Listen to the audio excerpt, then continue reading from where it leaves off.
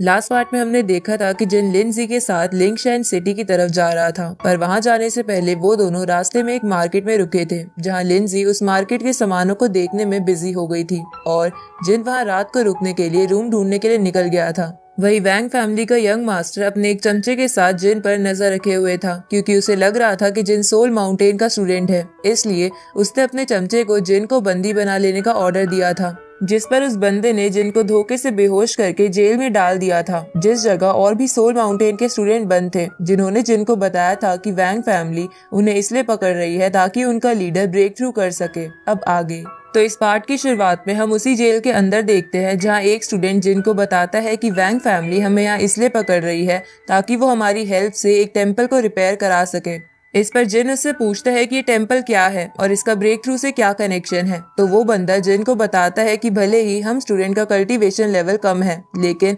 हमारे अंदर बुद्धा की पावर मौजूद है, जिसकी मदद से हम किसी प्लेस की डिमोनिक एनर्जी को कंज्यूम कर सकते हैं, जिसकी वजह से वो प्लेस प्योर हो जाता है और वहाँ कल्टीवेशन करना बहुत आसान हो जाता है। तभी वो स्टूडेंट थोड़ा निराश हो जाता है, क्योंकि उस टेम्पल को प्योरीफाई करने में उनकी बहुत एनर्जी लग रही थी। अब जिन अपने मन में सोचता है कि इन सभी स्टूडेंट के लेवल दाओ सीड रिलीन से कम है, लेकिन वैंग जी गोल्डन बॉडी लेवल पर है और तो और उसका फादर वॉइड सेंड के पीक पर है, इसलिए जो भी करना है अब मुझे ही करना होगा। तभी वैंग जी और उसका सर्वेंट एक और स्टूडेंट को पकड़कर लेकर आ जाते हैं। साथ ही वो सर्वेंट उस स्टूडेंट को बहुत ताने मार रहा था, क्योंकि वो स्टूडेंट बहुत देर से टेम्पल बनाने का काम करने की वजह से थक गया था, लेकिन वो सर्वेंट अब भी चाहता था कि वो काम करे। इधर वो बाकी स्टूडेंट्स उस दूसरे स्टूडेंट को देखकर चौंक जाते हैं, क्योंकि वो उनका सीनियर था। इधर जिन चुपके से अपने आप को आजाद करवा लेता है, उसी वक्त वैंग जी का चमचा उस सीनियर को जेल में डाल देता है। तभी वैंग जी अपने चमचे से कहता है कि टेम्पल के काम पर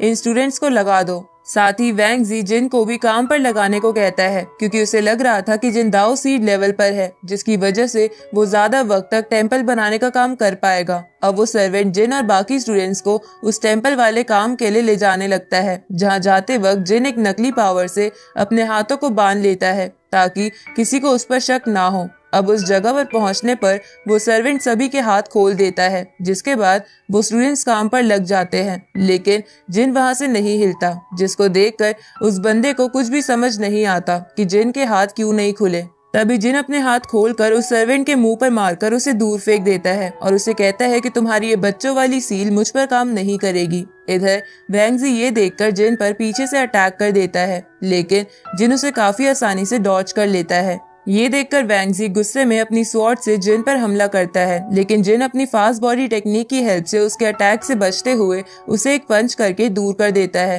तो ये देखकर वैंग जी उससे कहने लगता है कि तुम सोल माउंटेन के स्टूडेंट नहीं हो सकते, क्योंकि सोल माउंटेन के स्टूडेंट्स इतने स्ट्रांग नहीं होते। इस पर जिन उससे कहता है कि तुम जैसा कमजोर मेरे सामने खड़ा भी नहीं हो सकता। ये सुनकर वैंग जी गुस्से में जिन पर अटैक करता है, लेकिन जिन उसके अटैक को शील्ड बनाकर रोकते हुए उसके हाथों को पकड़कर उसे दूर फेंक देता है और वो उससे कहता है कि तुमने मेरी पावर को काफी ज्यादा अंडर एस्टिमेट कर दिया है। तभी वैंग जी खड़ा होते हुए बोलता है कि तुम बस दाओ सीड लेवल के लूजर हो, इसलिए तुम मुझ जैसे गोल्डन बॉडी वाले बंदे से कभी नहीं जीत पाओगे। इसके बाद वैंग जी अपनी स्पाइडर स्पिरिट को बाहर निकाल लेता है। इधर जिन अपने मन में सोच रहा था कि मेरे फाउंडेशन बना लेने के कारण इस गधे को मेरे असली लेवल के बारे में पता ही नहीं चल रहा और उसे लग रहा है कि मैं बस दाओ सीड रिलीम पर हूँ। इधर बाकी के स्टूडेंट्स भी छुपकर ये सब देख रहे थे, पर उन्हें भी विश्वास नहीं हो रहा था कि जिन बस दाओ सीड लेवल पर होने के बावजूद एक गोल्डन बॉडी वाले बंदे को टक्कर दे रहा है।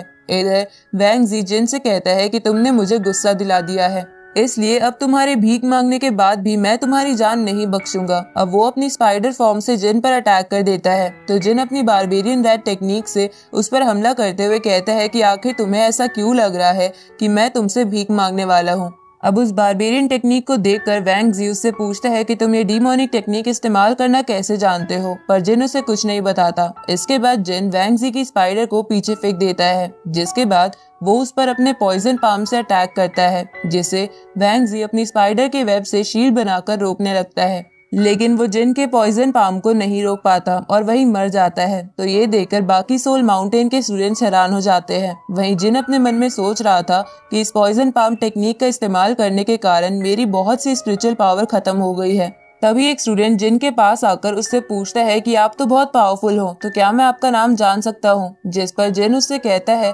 कि अभी इन सभी बातों का टाइम नहीं है, इसलिए जल्दी से यहाँ से निकलने का रास्ता ढूंढो। ये सुनकर कुछ स्टूडेंट्स रास्ता ढूंढने निकल जाते हैं और उनमें से एक स्टूडेंट उस सीनियर को लेने जाने लगता है, लेकिन जिन उसे ये कहकर रोक देता है कि हम उसे बाद में बचा लेंगे। जिन ऐसा इसलिए करता है क्योंकि वो सीनियर शायद जिन का राज सबको बता सकता था कि वो सोल माउंटेन से नहीं है। तभी उन पर एक अटैक होता है, लेकिन जिन उस अटैक को रोक लेता है, लेकिन उस अटैक को रोकने के कारण वहाँ की दीवारें भी टूटने लगती है। तभी एक स्टूडेंट घबराते हुए कहता है कि ये तो वैंग फैमिली के हेड आ गए हैं। उसी वक्त वैंग फैमिली का हेड अपने बेटे की डेड बॉडी को देखकर बहुत गुस्सा हो जाता है, जिस पर जिन उससे कहता है कि आपका बेटा मरना ही डिजर्व करता था। ये सुनकर वो हेड जिनसे बोलता है कि तुम मेरे सामने एक चींटी की तरह हो, इसलिए अगर सबको अपनी जान प्यारी है तो सब लोग मुझसे माफी मांगकर टेम्पल को रिपेयर करने के काम पर लग जाओ। इस पर जिन उससे कहता है कि तुम्हें हमेशा जबरदस्ती काम करवाने के लिए माफी मांगनी चाहिए, वरना मैं भी तुम्हें तुम्हारे बेटे के पास भेज दूंगा। और जिन के ऐसा कहते ही